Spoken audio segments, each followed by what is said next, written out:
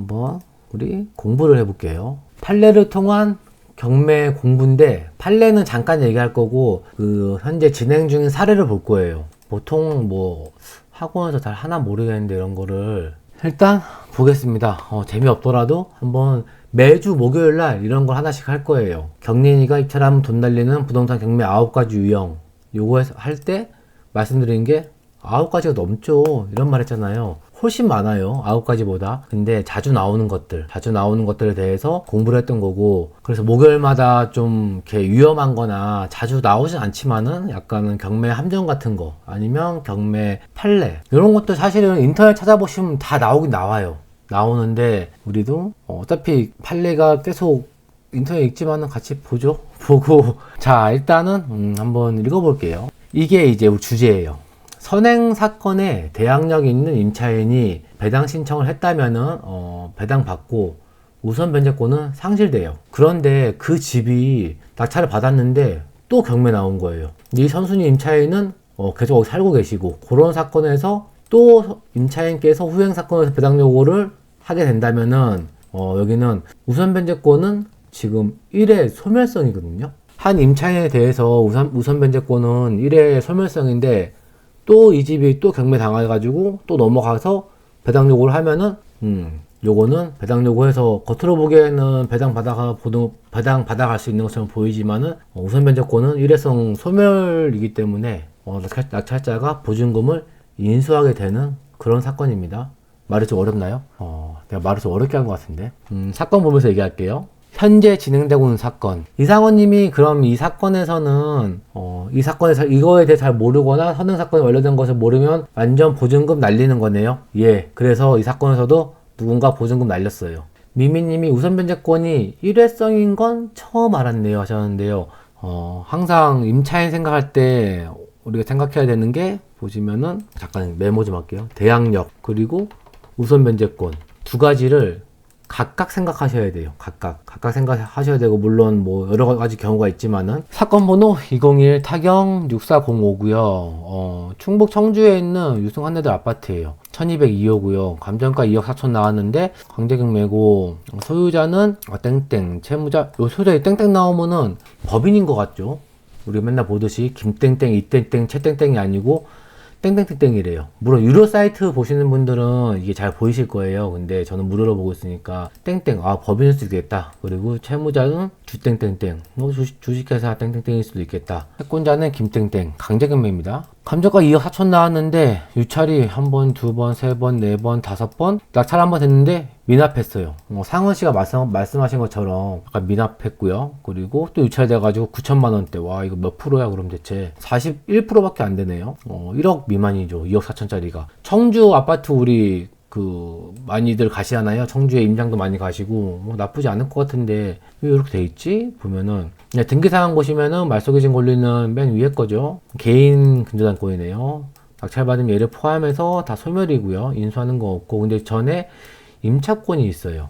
임차권 개인 계시죠. 홍땡땡님이 계십니다. 전입은 19년 3월달, 확정 19년 3월달, 배당은 19년 5월 30일. 배당 요구도 적정하게 했어요. 했는데 지금 임차권 등기가 인수라고 나와요. 1억 3천. 근데 배당 요구를 했으니까 이거를 배당 받아 가겠다. 맨 위에 있으니까 이렇게 생각할 수가 있죠. 우리 상식적으로 이때까지 우리 공부했던 거 보면은 배당 순위가 여기 지금 대항력의 발생 시기는 19년 3월 12일 0시죠. 우선 변제권의 발생 시기는 둘 중에 늦은 거. 대항력은 3월 10일 0시에 발생하고, 확정일자는 3월 11일 낮에 발생하니까, 그러면은 둘 중에 늦은 게 우선 변제권이니까 19년 3월 12일 날 0시에 우선 변제권 발생했어. 그러면은 배당 순위를 보면은 이분이 제일 먼저 배당 받아가고, 그 다음에 여기 21년도니까 이분은 19년도고, 21년도에 배당 받아가니까 이분은 전액 배당 받고, 뭐 채권액이 적으니까 1억 3천대니까 전액 배당 받아가고, 나는 인수하는 게 없겠다. 낙찰 받으면. 이렇게 생각할 수 있는데, 요거는 지금 경매 취득이 돼 있잖아요. 이전에 이 전 사건까지 봐야 돼요. 자, 전 사건 한번 봅시다. 전 사건은 우리가 그랬죠. 2020 타경 42. 아까랑 똑같은 주소죠. 청주시 서원구 산남동 유성한나들 아파트 107동 1202호. 아까랑 똑같은 사건이에요. 주소가 똑같은데 그 전에 한번 경매가 진행됐던 사건이고, 면적은 18평이고요. 또 강제경매네요. 강제경매고 감정가는 좀 낮죠. 아까보다는. 아까는 2억 4천이었는데 요거는 또 20년도에 접수된 거니까 좀 낮아요. 아까 그 사건보다 먼저 진행됐던 사건이에요. 말소기준 권리가 될 수 있는 권리는 강제경매 기입 등기 요거 하나밖에 없죠. 이 임차권 등기하신 분이 경매 신청했어요. 그러면 임차권 등기를 했다는 거는 임차인이란 말씀이시죠. 홍땡땡님, 임차인이 임차권 등기를 하고 경매 신청을 했어요. 임차권 등기 명령을 하게 되면은 배당 요구를 한 효과가 있죠. 경매 개시 결정 등기 이전에 임차권 등기 명령을 하면은 자동으로 배당된 걸로 보는 거예요. 한편으로는 강제경매 기입 등기 이후에 임차권 등기하면은 자동으로 배당 요구한 걸로 안 봐요. 따로 배당 요구했는지 확인해야 돼요. 요 유명한 사례가 있죠. 컨설팅 업체에서 잘못 컨설팅 해가지고 임차인의 보증금을 인수한 사례가 있습니다. 그것도 나중에 한번 시간 되면은 한번 가져와 보면 재밌겠네요. 그런 거부터 좀 해야 되는데, 쉬운 거부터. 아무튼 그런 상황이에요. 임차권 등기가 되어 있고 임차인이 경매 신청한 거고, 그래서 한번 누군가가 낙찰을 받았어요. 이름이 기니까 아무래도 법인일 것 같죠. 공동명이 아닌 법인인데 아까 우리가 후행 사건 봤을 때 법인인 걸 확인했었죠. 5,800만 원에 낙찰 받았어요. 5,800 그러면은 배당액은 대략 한 5천만 원대, 5천만 원 낙찰 받고 나머지는 인수를 한 거죠. 이때 임차인은 이 우선 변제권을 한 번 쓴 거예요. 한 번 썼어요. 한 번 쓰고 끝난 거죠. 우선 변제권은 한 번 쓰면은 또 같이 동일한 임차인이에요. 보시면은 방금 봤던 옛날 사건에서는 임차인이 우선 변제권을 썼고 한 번 똑같은 임차인이죠. 똑같은 임차인인데 또 경매 들어왔어요. 그럼 이분은 계속 임차에 살다가 이 임차권 등기로 아까 보증금 1억 9천이었나요? 거기서 일부 배당받고 이 돈을 안 준 거예요. 법인에서 낙찰자가 이 배당금을 돌려주고 임차인은 내보내야 되는데 아니 그냥 사세요 해서 산 거예요. 그래서 거주하고 계신 거예요. 그래서 이번에 배당 요구를 했는데 우선 변제권은 일회성 소멸이니까 이분은 한 푼도 배당 못 받아가요. 그리고 이 사건은 낙찰자가 전액 이거 1억 3천만 원 전액 인수하게 되는 거예요. 그러면 지금 최저가가 9,800 그리고 1억 3,400 1억 3천 그럼 2억 3,200이죠. 그럼 지금 들어가면 안 된다는 얘기예요. 들어가면 안 돼요.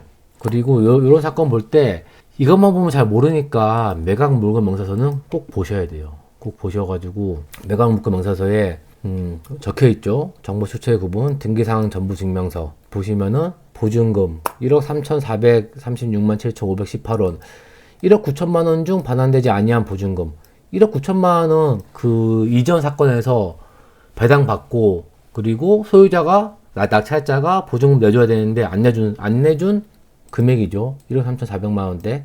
현장조사 갔을 때도 보증금이 1억 3,500 있다고 얘기를 했어요. 홍땡땡님은 주택 임차권 등기권자임. 대항력은 있으나 2020 타경 4.2 부동산 강제경매 사건에 의한 매각으로 우선 변제권 소멸되어 배당받지 못함.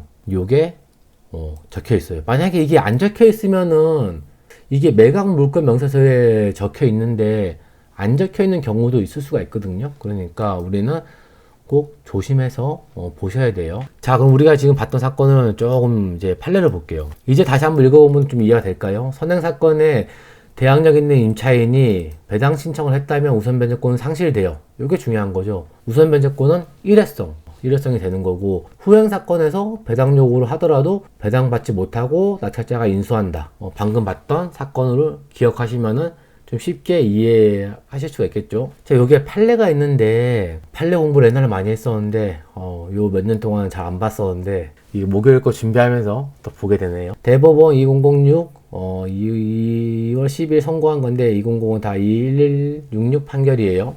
배당이익 사건이죠. 판시상 대항력과 우선 변제권을 겸유하고 있는 임차인이 임대인을 상대로 보증금 반환 청구 소송을 제기하여 승소 판결을 받고 그 확정 판결에 기하여 강제경매 신청하였으나 그 경매 절차에서 보증금 전액을 배당받지 못한 경우 후행 경매 절차에서 우선 변제권에 의한 배당을 받을 수 있는지 여부 소급 판결 요지 보시면은 주택임대차보호법상의 대항력과 우선변제권의 두 가지 권리를 함께 가지고 있는 임차인이 우선변제권을 선택하여 제1경매 절차에서 보증금 전액에 대하여 배당 요구를 하였으나 보증금 전액을 배당받을 수 없었던 때에는 경락인에게 대하여 낙찰자죠.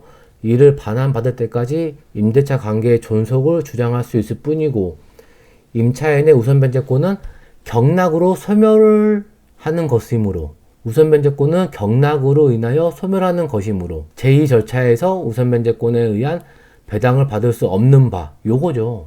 요 판례예요. 이는 근저당권자가 신청한 1차 임의경매 절차에서 확정일자 있는 임대차 계약서를 첨부하거나 임차권 등기 명령을 받아 임차권 등기를 하였음을 근거로 하여 배당 요구를 하는 방법으로 우선변제권을 행사한 것이 아니라 임대인 상대로 보증금 반환 청구 소송을 제기하여 승소 판결을 받은 뒤 그 확정 판결에 기하여 1차 강제 경매를 신청한 경우에도 마찬가지다. 이 판결은 나중에 한번 차근차근 읽어보시면은 좋으실 것 같아요.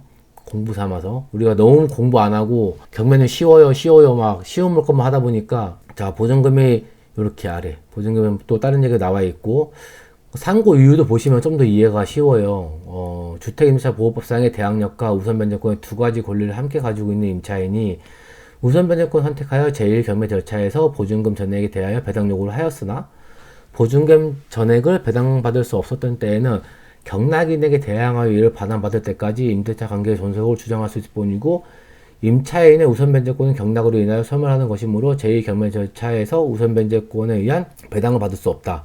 아까 똑같은 말이긴 한데 이 판례를 공부하시면 좋을 것 같아요.